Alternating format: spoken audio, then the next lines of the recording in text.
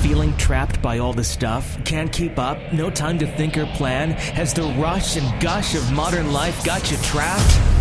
Slow is the new fast. Slow is the new fast. Slow is the new fast. Set your coordinates. It's Mach 0, making time for life, one thing at a time, with your host, the VIP coach, John Davidson. Thank you for listening to the VIP Coach. This is John Davidson, the VIP Coach, and we appreciate you coming to Mach 0, making time for life, one thing at a time. You're here because you realize how important it is to balance out your business needs, be able to be focused, also set the kind of boundaries that you need, and have the focus required for you to have a great personal life as well as a professional life. What you're feeling right now on your journey is you want to pull it all together.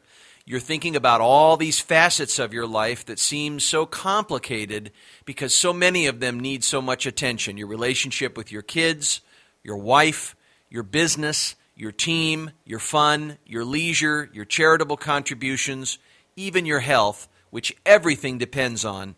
How are you going to pull it all together as an entrepreneur? You're very good at what you do. You've been in this a long time. It's a sign of maturity that you've gone out in the marketplace. You've collected a lot of checks. You've gotten a lot of experience by doing that. And what that experience is in the form of is that you're more and more comfortable with your own ignorance. You realize that you don't have all the answers. You have a lot of questions, and that getting to the next level is about working on and improving your strategic thinking. You need to delegate well. You need to put a great team around you in order to support your energy and enthusiasm and your capacity to be creative. Your job is to sell a vision. Your job is to sell the vision to the internal people. Make sure that they truly want the vision. Give them a choice about wanting that vision. Let them enroll themselves, while at the same time occupying that vision out on the front stage, out in the marketplace, as an optimizer and an innovator. You are an entrepreneur. That is a lifestyle choice. So I appreciate the opportunity to have you here and listening to this radio show. It's been a long journey to get here, folks. 2007, we started No Hype Allowed. We did 55 shows. And that was very successful. We got a lot of great comments. We were on iTunes, and we expanded out into all the podcast sites, and we got a great worldwide reach. Then we went into radical creativity. We did 25 radical creativity shows about how to blend kind of a braided way between something I call creative freedom, creative value, and creative purpose, and how the entrepreneur realizes his potential by freeing himself up and being creatively free, being highly valuable to a marketplace by being more of his authentic self, and also creating value, branding what he does, influencing what he does as an expert, as a leader, as a transformative creative leader, by living on purpose, which means organizing his life around his deepest values and aspirations. Now the third edition of this VIP Coach podcast is Mach 0. And you're listening to the Mach 0 show. And I came up with Mach 0 because I realized through the coaching I do how important it is for all of us to take time outs and slow down and to rest in the middle of all things. How important it is to take those really big breaks when we take free days or we take vacations. And the thing I kept hearing was, JD, how do I shut my mind off? My mind is always working. How do I turn off this mental faucet? On the weekends, I'm not present with my family.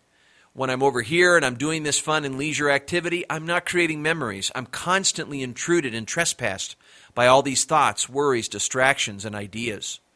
So how do I get that kind of settlement and release myself, extricate myself from all these thoughts? What are the structures? What are the resources that I have to set up, JD, in order for me to have access to these kind of moments and being present to the life that's here? And so I created Mach 0 as a point of entry into how to come back to and inhabit the present moment as an entrepreneur, to really go to that place of potential and be able to tap into what's available to you, what's waiting for you, what's ready to emerge right in the present moment. There are a lot of other factors that draw upon why I created this also, is that there's changes in the world. As you know, we're all becoming interconnected. And that connection and the way we relate with each other is changing. Our model for relating with each other, online, offline, is changing. Our relationship with technology is changing, and it's shaping us and how we relate with one another. And so more and more we're developing a love affair with speed. We're developing a love affair with the velocity of life, and we're getting caught in the rush and the gush of too much busy work. What happens? We lose access. We lose access to our soul.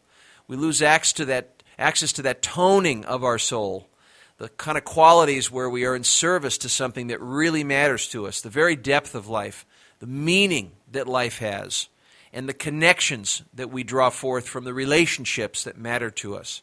These are our deepest sources of happiness and well-being. While at the same time, we want this intimacy, we want this strong connection horizontally with other human beings in our life.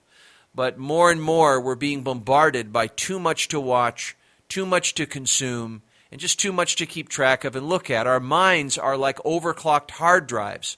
We have too much on our hard drive, and we don't have the personal RAM to handle it. So the war I'm after is the war on stuff. Stupid things you fire first. You got all this stuff.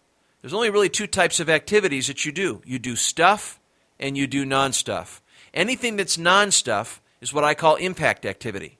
They're goal-centered activities. They're activities that are correlated with what matters to you.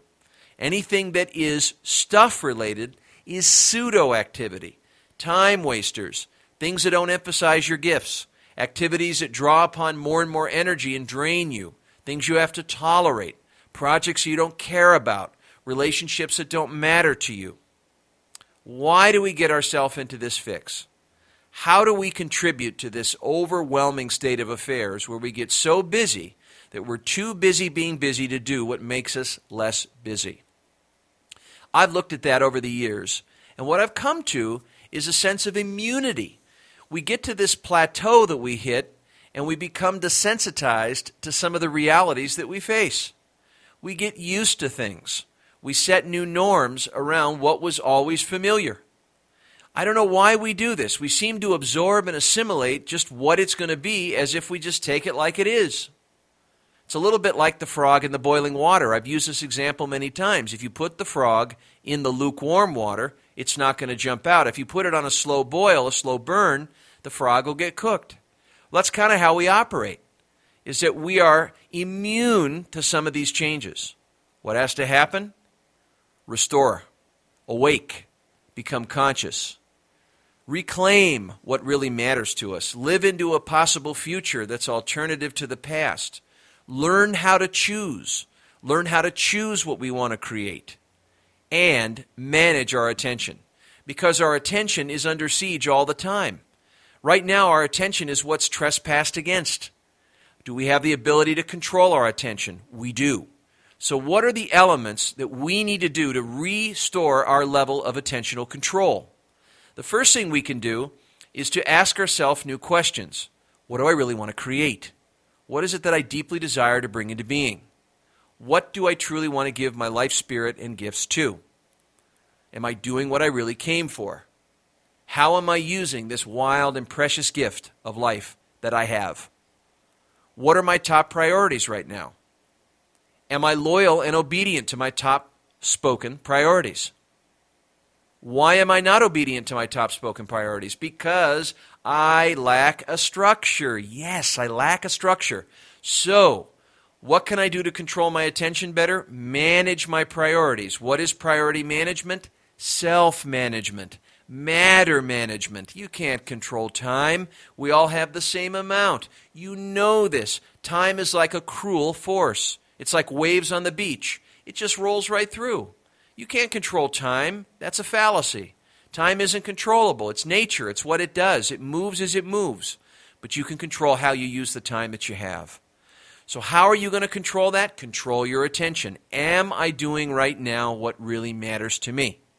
What is indispensable to my happiness? And will I choose to put that first? Now, you do that on several levels. One is you do that overall in how you relate with the future, is you design and anchor yourself to some goals that matter to you, and if those goals predominate your choices, well, then you'll stay loyal to those. You have to manage secondary choices. Primary choices are the goals that you seek to create. You don't have to create that future, you want to create that future. When you create a meaningful future, you're not obligated to create that future. It's like music. Music isn't obligational. Music is motivated by desiring it for its own sake. So the underlying motivation to your goals is probably generative love. I hope it is. But maybe it's not. Maybe what you're actually doing, after looking at it further, is you're removing unwanted circumstances. Where could this be the truth? Where are you constantly focusing on what to lessen or eliminate? Where are you wanting to eliminate or remove your unwanted circumstances? You might find where your motivation is there. That's a very different motif than creating desired results. You can flip that. You can choose to orient your life in the creative. I choose to become a predominant creative force in my life. Boom. There it is. It starts there. You make a choice. I choose to become the predominant creative force in my life. I choose to create the relationships I want in my life. I choose to create the level of health that I want in my life. I choose to be free. I choose to be true to myself. These are choices. Your attention follows your choices. Your choices shape your habits. So if you're going to interrupt your history, the antidote is to reflect on what matters to you. If you're going to interrupt your history, if you're going to challenge the familiar, if you're going to disrupt the past and create a bypass, it means identifying the choices that really matter to you. So what happens when you don't sit and identify your choices? Well, you assume that you have no time. And the reason why you have no time is because you assume that you don't. You and I have 24 hours in a day, so that's a necessary lie you tell yourself. But if you think about it, the brevity of life, the shortness of life, you only have so many years that you're going to be here. Commonly, we all are going to die. We all share that fact. So by looking at that truth, how are you going to use the time that you have? Exactly. It's about choices. It's about I choose, and I declare. Now, what's so hard about this? Well, a lot of your choices are composed of what you don't know how to do yet. See, a lot of what you choose isn't reasonable, it isn't practical, and it's not consistent with your past. This presents a challenge to your intellectual mind, because your mind's job is to collect new information, store it in the form of a concept or a belief, take the inferences and observations that you store in your memory and make them fact, so that next time you come around, as you work through the moments of life, you're able to draw on the past to make sense of everything. And what you do is you trade out your creative process for making sense of everything. Do you want to be right, or do you want to create what you want? You could spend your whole time being righteous about what you think is going on, or you can let that go, renounce what you know, suspend your certainties, and move to a more creative orientation in your life. Attention follows choice. Creating depends on choices. Priorities are what your choices drive. You choose what matters to you. That's not in anybody else's hands. That's not saying if the world was different, you'd be able to have it. That's not saying if someone else would change, you'd be able to have your priorities. You choose what your priorities are. If you want to go to the gym in the morning, get to the gym. But if you say, I can't, that's not true. You're saying, I won't. Hey, if your child was sick right now and needed to go to the hospital, would you stop everything and go to the hospital? Of course you would, because it's a priority to you.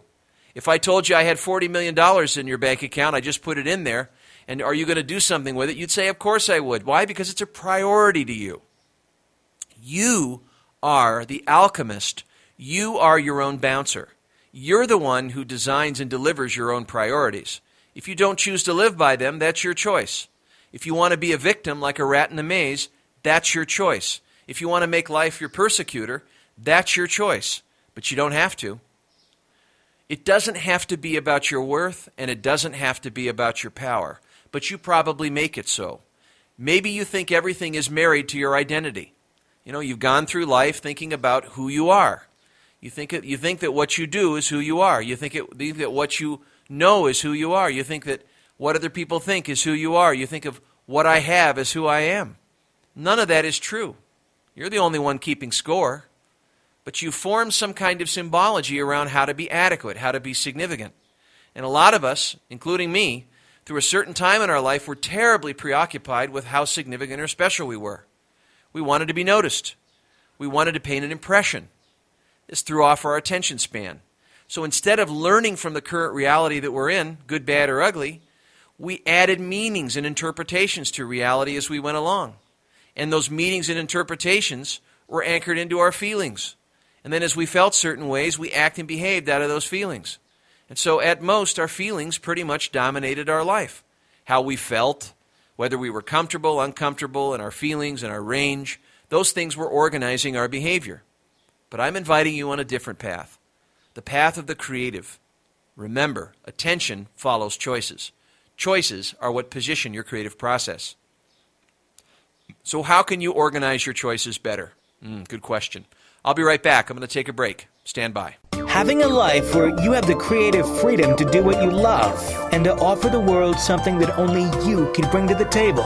That is the world of high-level performance with John Davidson. That is the world of radical creativity. That is the world that you can be a part of when you realize all that is holding you back is you. Begin the journey through one-on-one coaching that gives you the finesse for business and lifetime achievement, and find your place on the roadmap to high-level performance today. Visit highlevelperformance.com.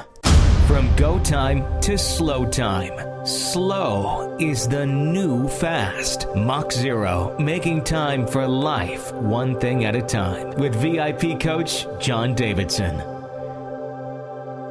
All right, welcome back from the break. This is JD, the VIP coach. You're listening to Mach 0, making time for life, one thing at a time. The big question is, how do we organize our choices better? Well, number one, write down everything right now that really matters to you, right? Take stock. Look at your life from the balcony. This is pretty scary, because you might realize that a lot of the things that are organizing your choices really don't matter. Maybe you think they should matter, but they really don't matter. Maybe you're up to some kind of loyalty to a role, like being a great wife or being a boss, or maybe being a great brother or being a husband, or you're living up to your expectations or someone else's of what you should be, rather than organizing your life around what really does matter to you. This requires a faithlessness in the approval of others. You probably are afraid of rejection, humiliation, embarrassment, or being disapproved. Probably because early on in life, that's what really dominated your behavior. You really wanted to get love and admiration from other people as part of knowing your course. And so you became overly caught up and preoccupied with the opinions of others, of whether others were respecting you, liking you, admiring you. And then you got into business, and you kind of designed yourself around other people's responses to you, whether they like you, not like you, want you, seek great things from you. So what did you do? You became someone likable. You became an expert. You became someone that was shaped in the image that you want them to hold of you. This is called the ego. But it only gets you to a certain point. Yes, it may drive you at times, but it limits your chances to make great choices. So how do we work with this thing called ego, since it's probably one of the most devastating enemies to choices? I don't think it is. I just think it's given the wrong rap. I think the ego gets a bad job. That what we do is we try to use this thing called ego, our self-image, to offset our shame. And that becomes a predominant number or pattern of conduct. And most of our course in life is to show up by helping people have favorable opinions about us and withholding information and misrepresenting ourselves in our incompleteness, our fallibility, and our flaws. So at best, what we do is we only show people the best, but we don't show people the worst. We don't convey our whole being to people. This lacks compassion. It holds back our humility, and it cuts us off from being approachable.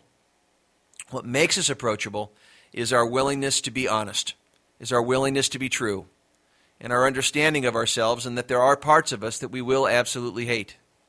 You cannot love something that isn't lovable, right? You can't love yourself when you have things that you really don't love. You will not entirely love yourself. I love when someone says, hey, if you love yourself, you'll be able to have better things. as if your personal love for yourself is going to somehow change another person's reference to you. That's not true. Most likely, you have things that you hate about yourself, and you're not going to change those. Leopards don't change their spots. There's no idea that you have to love yourself. What you can do is organize your life around what matters to you. But that's not categorized as selfish. That's just being true to what does matter to you. That's understanding yourself. That's having some self-knowledge about things that you deeply care about. I mean, you have a heart. Why not use it? Why not listen to your heart's desires? It beats. It has passion for things. It wants to create things. It has intelligence for you. Why don't you listen to it? And maybe the other side of it is having an understanding of seeing the world through other people's eyes. Being with their suffering and understanding how they see things. We've got this great thing inside of us called the open heart. But over time, what's blocked our ability to make these choices and be vulnerable is that we've protected ourselves. We've withdrawn. We've disconnected through our cynicism. And this voice has gotten stronger and stronger and stronger, like seaweed that's confining, that's wrapped around a scuba diver. It confines us, and we can't cut ourselves out of it. It becomes like vines that are around our feet, that are rooted to the ground, and it won't let us go. Our cynicism becomes a safe haven for us to not get spooked by being vulnerable again. What do? We don't give ourselves to things. We don't listen to ourselves. We cut ourselves off like a limb, and then we have to restore it later on in life. Some of us get so late in life that by the time we get within 3 weeks of our last breath, it all becomes clear. We didn't say our true feelings. We waited for people's funerals to tell them that we love them. Or we didn't stay true to our gifts and listen to what our heart was beating for. Or we didn't attend to the things that our dreams were awakening our heart to do. And then we get into regret patterns. And then we die with an unfinished life. We die with music left in us. You don't have to do that. How do we manage choices? We remember what we do to falter. We remember what we actually do. By using our awareness, we come up with how we actually relate with ourselves. We don't have to change that, but maybe we come to terms with what we really don't like in ourselves, and then our creative process, this whole identity piece just isn't an issue. Identity is identity. Whether you have a strong or bad concept of yourself is independent of what you seek to create. I know this because whatever subject matter you're focused on creating, whether you're a life creator, an artist, whether you're an entrepreneur, I don't care what class you're in or what the subject matter is, it's all the same principles. It may be a bit of a different arena, but the same principles are transferable. You still have to focus on a third-person-oriented subject. You have to focus on the creation. A woman, when she's bearing a baby, is focused on the child, not herself. An author is focused on creating the book. You are on creating and building a life. You are focused on creating a relationship. You're focused on creating whatever you're creating. But an artist doesn't focus on creating art. She chooses to focus on creating the pieces of art. The art would be too broad. But again, the orientation is third person. It's not first person. It's not reference into what's happening to me, or it's about what's happening to me, or what I'm experiencing. It's more about what I'm creating and bringing into the world. And that process is a process that's evenly mastered by any person in any walk of life. It's independent of your class system. It's independent of any conditions. The only one that disqualifies you is you. Can you learn and master the creative process? Absolutely. And I recommend that you start small by making some choices today. Why don't you choose to create a great meal tonight? Why don't you choose to create something right now with the paper that's in front of you? In the creative process, you imagine something before you begin. You start with the end in mind by picturing the end result that you seek to create. Then you look at the current state that it's in. You look at the current reality of it without editorializing, without telling yourself any lies about it. You don't exaggerate about where you are. You don't minimize where you are. You don't deny it. You look at where you actually are in contrast to what you want to create. Then you begin to see clear action steps. And as you take those actions, they reveal clarity to you. Motivation doesn't come from the beginning. It comes from the middle. You begin to establish a sense of momentum. But what's interesting is it calls upon you to make very distinct choices. You have to make the kind of choices that are anchored to the outcome that you chose first. So there's a sense of choice alignment, that the secondary choice is always on behalf of the primary choice. This requires some discipline, Or better said, it actually inspires discipline. Because you're not focused on how you feel, first person, or what's going on with you, you're focused on the creation, third person, it, she, it, them. By doing this, you automatically take your whole focus off of who you are, you dispense your identity and leave it outside the door, and focus on you and your creation and the experiments and trials that you're going to need to make. By leaving your identity outside the door and choosing creations that matter, you're able to basically learn through the stages when you need to look like a fool. Yes, you will look like a fool. Rather than organizing your life around only your competencies, creating what matters to you involves moving from incompetency to competency. If I want to learn how to play the piano, I'm not going to come right out of the gates and be a piano player. I'm going to have to learn in stages. There's going to be moments where I'm not going to get it. And as I deeply practice at it and consider where I am at various stages by knowing the truth and where I am, I'll be able to eventually enjoy that piano playing. You don't need to see a shrink to learn how to play the piano. That's a very simple saying, and always remember it. So, other choices that you can make are choices on how you choose to live your life, the way in which you want to live your life. If you have someone that you admire or look up to, find a couple of eulogies of people that you really aspire to be, and find qualities that are very similar to your own aspirations. How do you choose to live your life? You can rethink your life at any time. That's not a privilege. That's just what it is. That's your birthright. It doesn't involve entitlements. There are no entitlement attitudes in the creative process. You create things for their own sake. You bring things into the world because you care about them. And when you organize your life in such a way by this choice, you have more involvement, and you have more engagement, and you have more enjoyment of life. Because you're able to know who you are through this creative process. You will never be able to tap into your potential or know your gifts until you create separate from what you know. There's a process of letting go into something that you're letting come. Yes, it is a listening process, but it's also a process of prototyping, of taking on small trials and shrunken changes and trying out things through action that you're revealed new data, and then you build on that data and you make adjustments. It's not because you just imagine it. It's not because you order it in a catalog. It's not because you're on the right vibration. That's bullshit. It's not because you're in the right internal frequency. It's not because you're on the right wavelength. All that stuff is just hooey. Don't pay attention to just that. Yes, you should have a vision of the future you seek to create. That's what the creative process is. That's what anchors you into making your decisions, actions, and communications today. It's the rudder. Remain loyal to it. But also, press yourself to have a clear picture at all times of current reality, including what you're thinking, including whatever is going on in the here and now relative to what you want to create. That's another choice, is the choice to be true. Then, think within the next 2 weeks. What is it that needs to happen now in order for me to position that then? Think about what you want to have happen in the next 90 days and what priorities you choose to create long term. Write down your 1 year and 3 year goals, and then consider what your primary objectives are in the next quarter or the next 12 weeks. And then consider what you need to be doing in a weekly project list. It's simple. It's almost so simple it's hard. You know a lot more than you could ever say. You'd probably find out that you knew exactly how to do this without acknowledging that you do. It's very instinctive once you get into the process. What you need to do or change becomes obvious to you, because you're confronting reality just as it is, rather than how you are interpreting it or editing it to be. This is so key. You need to have moments of awareness when you're making those choices in the week and in the days that you exist, to be able to know whether you're doing things that really do matter or don't matter. But you can shift that at any time. So you have the momentary decision. You can choose how you want to play this moment or not. If you want to operate on behalf of your creations, that's your choice. If you don't, you want to be automatic and reactive, that's your choice. You can craft better responses to life, or you can take your cues from what you seek to create. It's your choice, and it's a fundamental choice. I encourage you right now to make that fundamental choice, not because the conditions are what they are, but because you choose to. That will put power back into your system.